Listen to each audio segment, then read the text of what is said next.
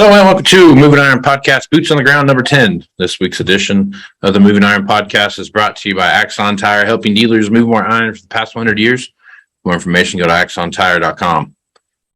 Axon Tire would like to give the loyal listeners of the Moving Iron Podcast a free pair of Axon deerskin work gloves. Not just one, but two. You get both. You get one for the right and the left. Oh, well, that would be a pair. That would be a pair. That'd be a pair. So if you want some of those deerskin gloves for free, send an email to marketing@axontire.com and they'll send them out to you. Also, for the first 150 people that sign up for the Moving Iron Summit coming up here in Nashville, Tennessee, September 11th through the 13th of 2023, you can send an email to me at MovingIronPodcast@MovingIronPodcast.com, and then I'll get everything set up on the website here sooner than later. But if you use the term Axon at checkout as a thing, they'll give you $50 off your registration. Right on. It's like scholarship. So yeah, just kind of something like that. Something like scholarship. So if you're interested in doing that, you want the gloves, send an email to marketing@axontire.com. If you want that discount for signing up, send me an email at MovingIronPodcast@MovingIronPodcast.com and I'll get back to you. Or do both. You can do both. Do both. If Yeah. they're giving stuff out, grab it all. Take every bit of it. That's right. Fill the seed bag. Right on. Valley Transportation has been hauling ag and construction equipment across the country for the past 33 years. Call Parker at 800-657-4910 for all your trucking needs at Valley Transportation. Our goal is to help you reach yours. No matter how you buy your ag equipment, from a dealer, an auction, or a private party, AgDirect can help you finance it. You can even apply online at agdirect.com. Learn more about your financing options at agdirect.com. Tractor Zoom has access to over $20 billion in heavy equipment sales data.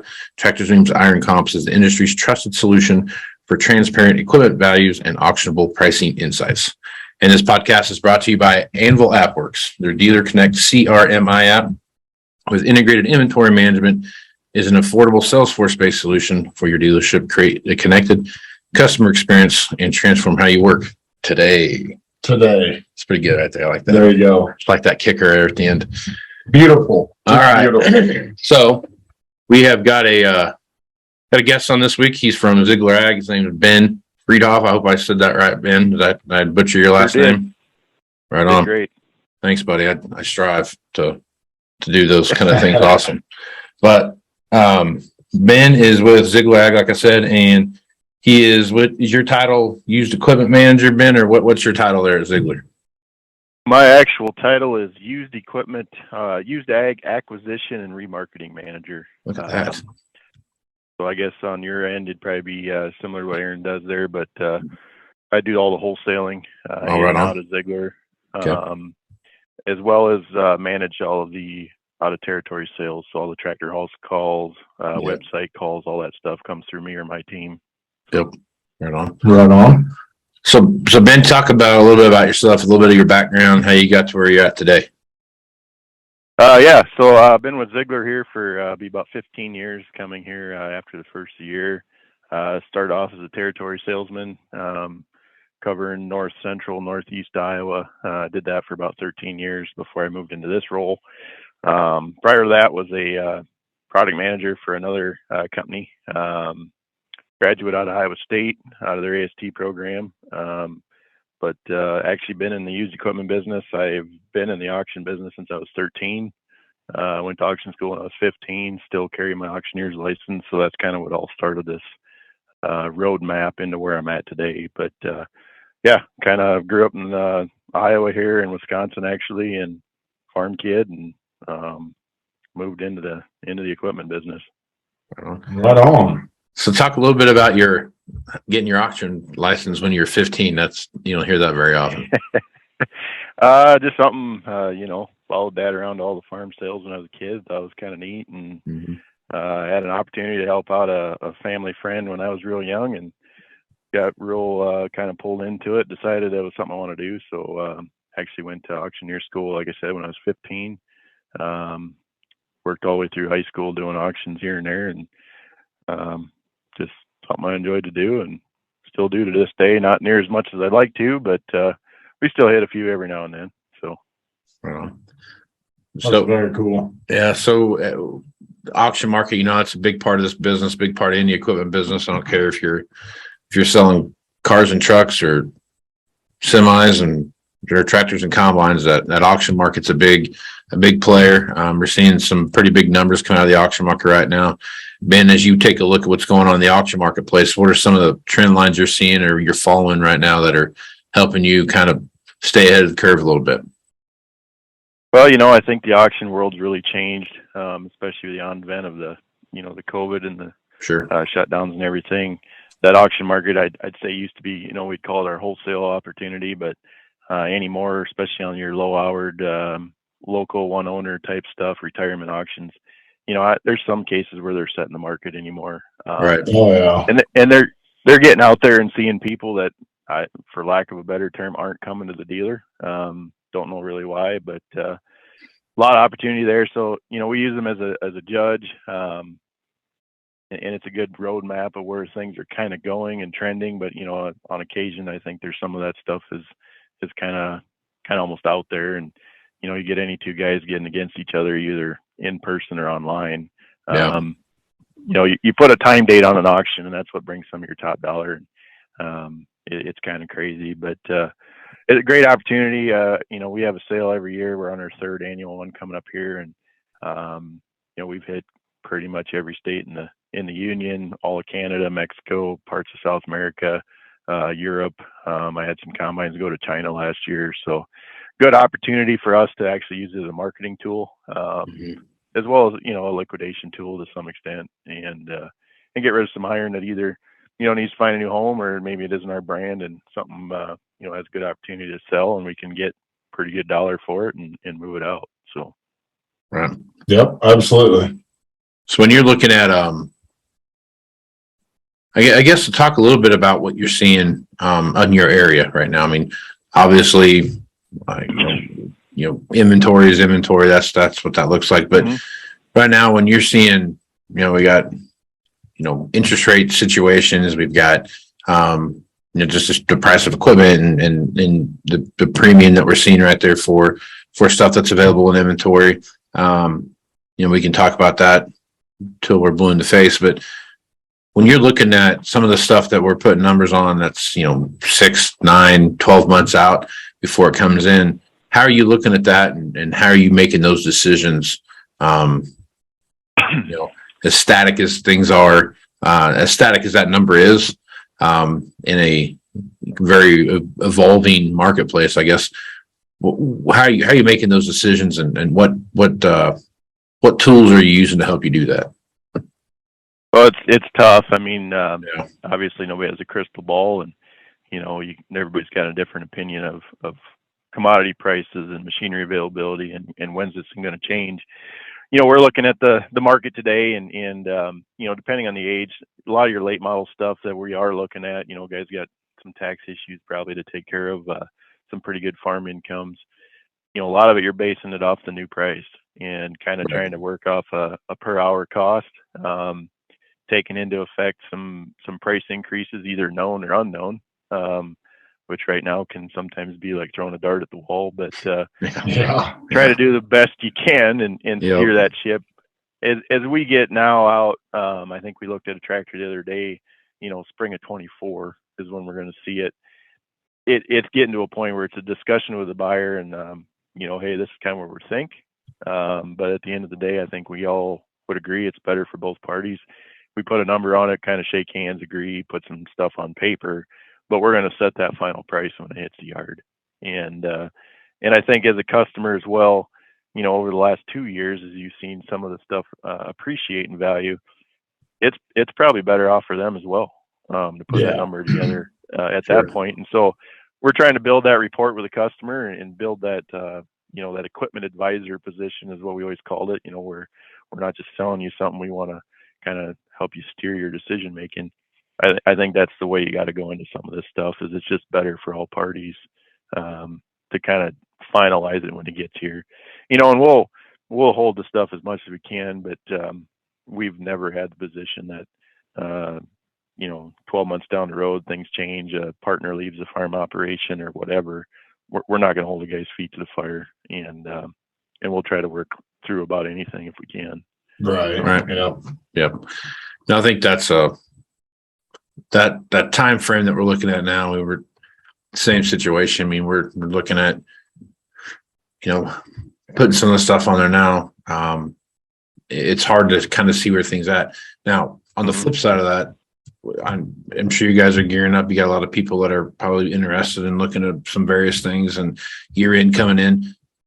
The equipment that you have on the lot right now, that you can readily get, what's the pulse you're getting from the producers in the area about end of the year buying? I think we'll have pretty good end of the year. I think there's going to be a fairly good demand. It's going to be very specific on the product. I firmly believe the older the combine, the tougher it's going to be. I think we're seeing, I would say anything 8 years old for sure is going to be a little bit of a struggle. 10 years old definitely is really getting to be a problem. Yeah. We're large in the ag application business. That market is extremely tough, and I don't know what's going to change that. But good quality, low-hour tractors, which everybody will tell you is good property. Mm-hmm. Those will be well in demand. We have done pretty well at sourcing some of those. I've bought quite a few tractors, either retiring guys or whatever opportunities that arose out there. So we've done quite a bit of that as well. Some lease returns that other dealers couldn't absorb, I picked up. And you're just trying to find inventory anywhere you can. But I'd say it's going to be specific. Your tractor horsepowers, guys are going to continue to update technology on planters. I really see combines, even the newer stuff, guys will update, but at some point I don't think they're going to take some of these big price increases as well as we think they will. Right. Yeah. To where they may end up, running one a little bit longer or rebuilding to a harder extent. And along those lines, and this is something we've tried and we're working through, we've actually started doing some rebuilds on some tractors. So, some of those desirable older machines, we've done a full tip to tail rebuild, essentially restored them to brand new, and we're having some pretty good success with those.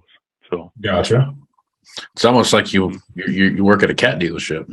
It's kind of weird. Like I might have a connection there a little bit, but yeah, that's actually the idea where it came from. But we just shipped one the other day.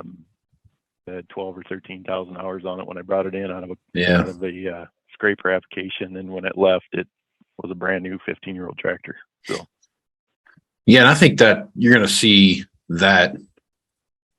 I think that's going to be a bigger deal. I talked about this whole, new segmentation of buying groups and how that looks. And just because the pricing of equipment and where things are falling in, that those groups are being more defined now as to where they fall in there. And there's only certain number of machines that are going to be out there that they can afford to buy. And some of those options might be, like you're talking about, a whole frame off type overhaul where you're going to, all new components, new engines rebuild. You guys, are you talking like rebuilding the engine? Do you put new engines in, and how's that work?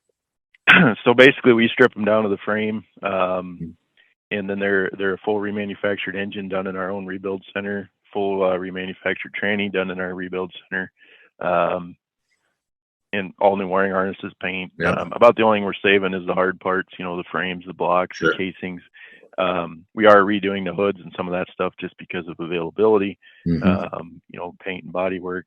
But yeah, they're essentially turnkey 15-year-old tractors. The last one I think that left was a 2007. Yep. By serial number. Yeah. And I think that's going to be a very cool concept when you start looking at from a customer's perspective. It's nothing new on the construction side. I mean, you hear stories all the time of 50,000 hour scrapers and those kind of things running around out there that have been rebuilt 2 or 3 times, and absolutely, those kind of things. So I think it's going to be a cool thing to watch as this transition, because, you sit back and you look at where some of this availability of inventory is going to be, even after all this, supply chain shortage stuff calms down. There's going to be, 20 through 23 model years are going to be there's going to be some very sparse years to have, used equipment out there, when you start looking at just the number of machines that are available and what that trade cycle and turnaround cycle looks like. So that for some of these folks, that might be the best option for them. Right. And I mean, you start looking at a high wear item like a combine, for example, or a forage harvester. Yeah. We've added some technology to those products over the years, but let's be real, a combine is really still a combine. And so if you can put 50, 80 grand worth of sheet metal into something and make it run for another 5 years or 4 or whatever, does that make for some sense to a guy? And I think some of those conversations are being had right now. Just because availability, like you said, how many, I'm sure you guys have seen it and every brand has, but how many things got slipped and didn't quite make it for harvest or quite make it for spring. Right. Some of that stuff I think is going to be coming to top line. So yeah, and I think there's it's just going to be a different world over the next 5 years. As we kind of look into the future, what does this look like and how these things are going to come together? Because the one thing that I don't think we have to worry about, I don't want to say ever again, but for a very long time, is an oversupplied used equipment marketplace. I feel like that's because of what we've seen through this supply chain shortage and the number of machines that have been pushed in or out of a year and stuff that just got canceled and all these different things that came into play.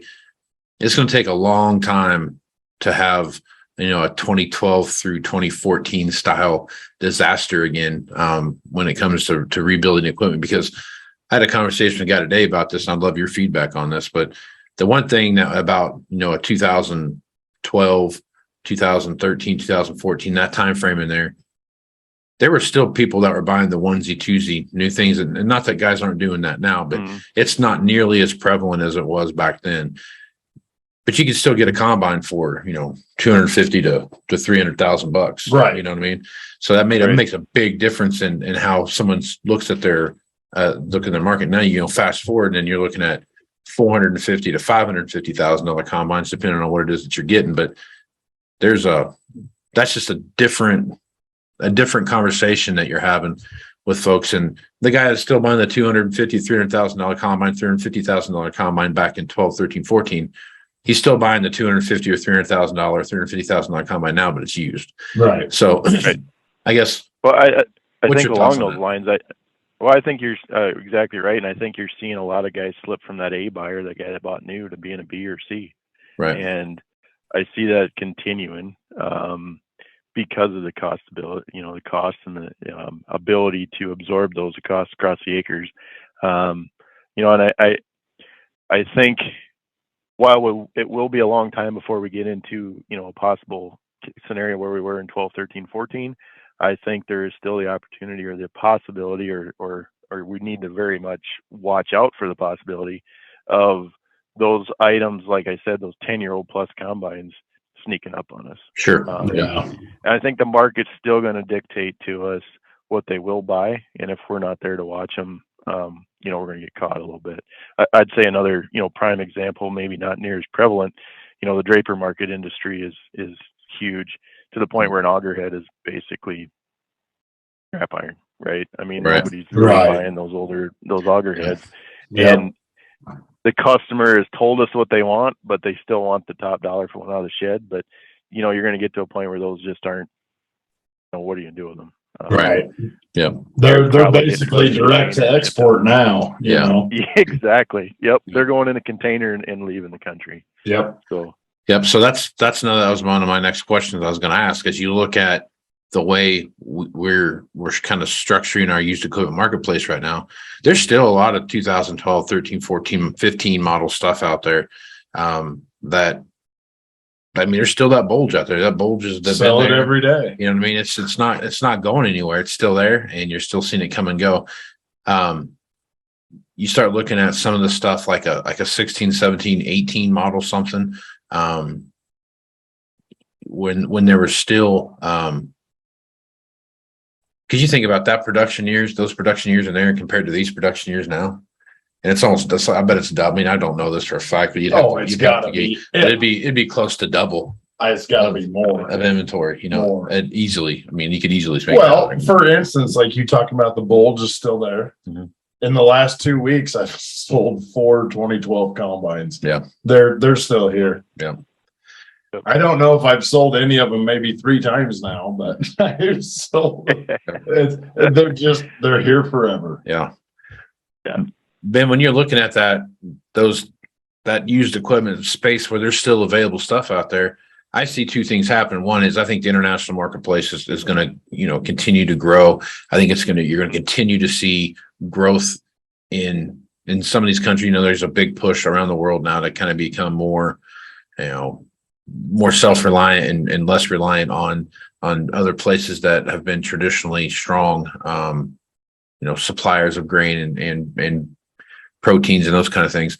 But as you're looking at that from your perspective, I mean, how much do you say getting in the next couple of years, kind of think about from that perspective, how much is the international marketplace going to play in the way you guys look at business, and in the way you look at used equipment?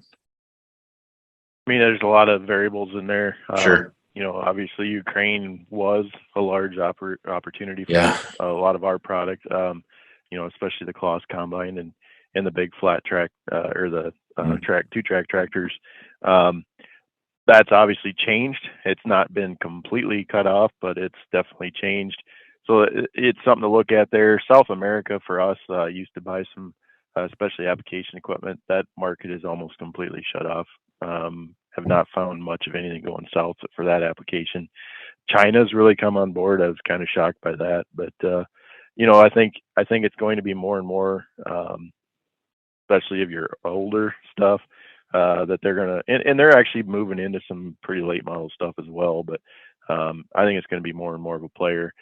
You got the dollar to worry about a little bit. Obviously, our interest rates here at home, and some of the political stuff going back and forth. Sure.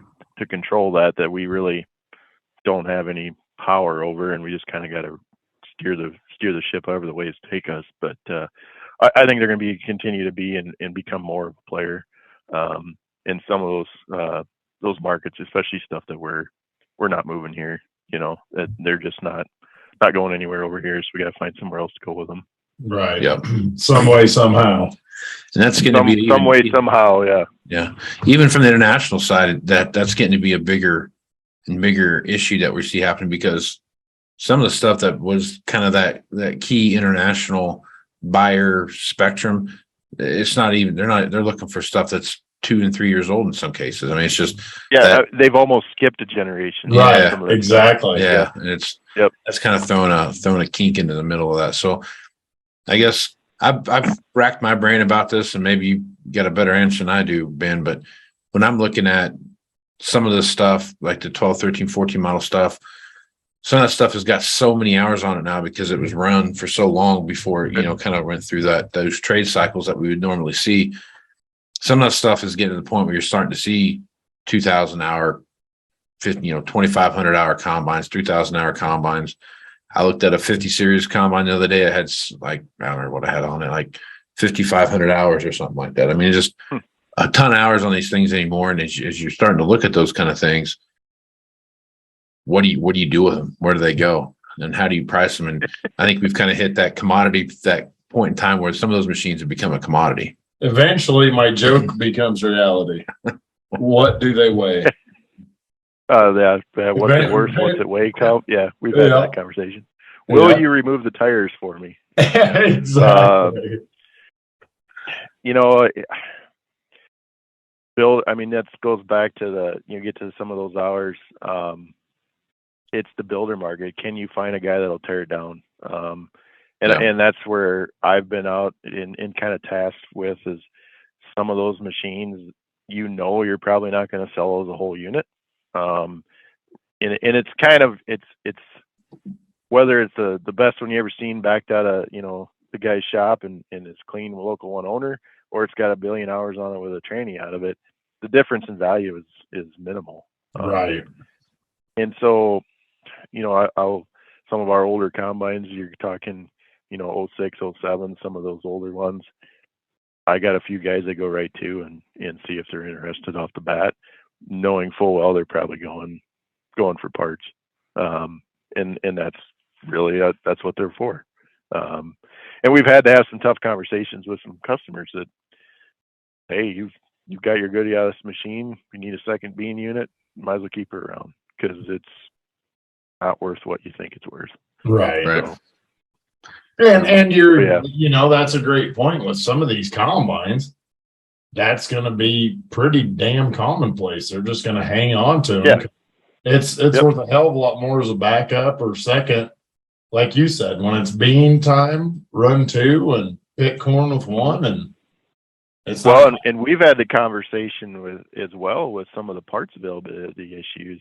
If you're looking at that older combine that's maybe only worth 30 to 50,000 or 60,000, keep it around. It ain't really worth a whole lot. It doesn't owe you much. It's depreciated out. And your right angle gearbox goes out of your new one. Pull that one out of the shed and wait for the part because it might do 3-4 weeks before you get it. Depending on what horror story you want to believe at that time. But, there's some things to be said there for those older machines. So, absolutely. Well, Ben, talk a little bit about your auction coming up and how people can get information on that. Yep. So we're having our, I'll call it our third annual. I'm kind of using that little plug, but our third annual auction here at Ziegler. It'll be the first full week of December. I believe it's Tuesday. I haven't quite finalized that yet, but it's the first full Tuesday of December. Will be provided by Sullivan Auctioneers. Be online only, and basically it's I don't want to call it a dispersal sale, but it's the stuff that we want to move on to a new home. It's good used equipment, some combines, some planters. There'll be some application equipment on it. There'll be some competitive colors for us that we'll put on there. You can check our website or check Sullivan's. It'll be coming up on there here pretty quick. Right on, man. Cool. Well, Ben, you have any final thoughts you want to throw out there before we shut the podcast down? Get out there and have fun, buy often, bid often, and have a safe fall. Right on. Good ride and been fun. Yep. Yeah, so, definitely. Well, folks want to reach out to you, Ben. What's the best way for them to get a hold of you? Best way is actually on my cell phone, and I'll have to give that out, but 641-745-5427. Give me a shout. Right on. Well, Ben, I appreciate you being on the podcast, man. You bet. Aaron, you got any final thoughts? I don't. I'm just a blank slate. Thanks for spending time with us, Ben, and shedding a light on your part of the world and your color, and giving everybody the up to date. So appreciate it. Right on. Thanks for having me on, guys. Appreciate it. Aaron, folks want to reach out to you. What's the best way to do it? My phone number is 308-760-1193. Call or text me on there. Email is Aaron, AARON .Fintel, F as in Frank, IN, T as in Tom, EL at MovingIronLLC.com, or by my name on social media. At Aaron Fintel on all of it. So I am Casey Seymour. You can find me on Facebook, Twitter, and Instagram at Moving Iron LLC, LinkedIn at Moving Iron Podcast, and the ever so cleverly named Moving Iron Podcast YouTube channel. And check that out. See the video version of this podcast here.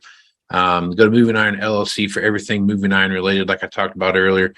There is on the website, there's a sign up page that you can go to that'll get you signed up for the Moving Iron Summit, and use Axe on there at the promotional code at the bottom and get that $50 discount. So check that out. If you have any questions or any ideas you want Aaron and I to bounce off each other while we do this podcast, you can send me an email at MovingIronPodcast at MovingIronPodcast.com, or you can just hit me up on any of those social media links and I'll get back to you as well. So with that, I am Casey Seymour with Aaron Fennell and Ben Freidhoff. Just going to be smart, folks. Out.